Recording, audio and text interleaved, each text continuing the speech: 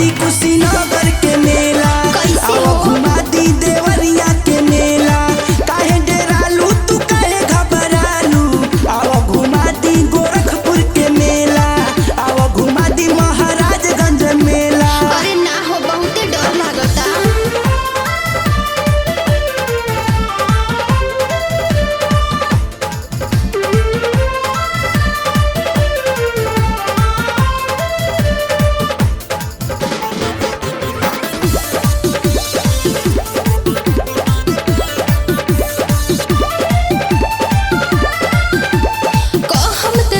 खिसियाई बना भाई सही में फूल की खियाई बना, खोठा के हवे मशहूर बड़ा मोमो, ले चल के सूप पियाई बना।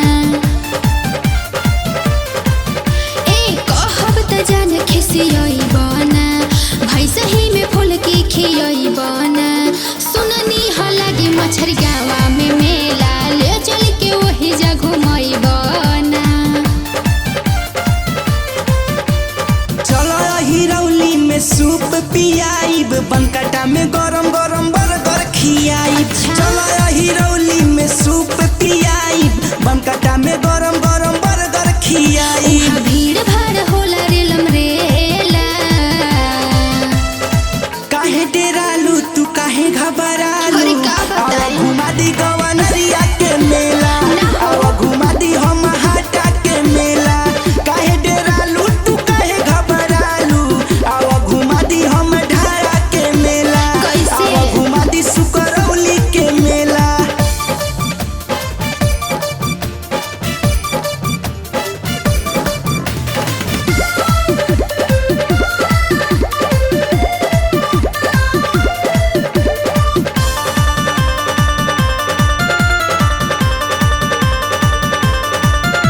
खरतवा में तहरा के सूट हम किन दे, मथौली में झुमका 3 तलिया हो।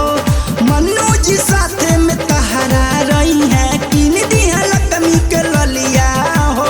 ठीक बा तब तइबे करो। खरतवा में तहरा के सूट हम किन दे, मथौली में झुमका 3 तलिया हो। हाँ। मन्नू जी साथे में तहरा रही है, किन दी है लक्ष्मी के ललिया हो। अरे जन है चंदन तो दिहे पिटवाई, सुनाए सने हे तू तो जइब कुटाई। जन है चंदन तो दिहे पिटवाई, सुनाए सने हे तू तो जइब कुटाई। खत्म होई जाई प्यार वाला खेला, काहे डेरालू तू काहे घबरालू, अच्छा ठीक आओ बा। घुमा दी कप्तानगंज मेला, ओके। आओ घुमा दी रमकोला के मेला। ठीक बा काहे हो। डेरालू तू काहे घबरालू, आओ घुमा दी पडरौना के मेला, आओ घुमा दी तहके कसया के मेला। अच्छा ठीक बा तब आवा तनी।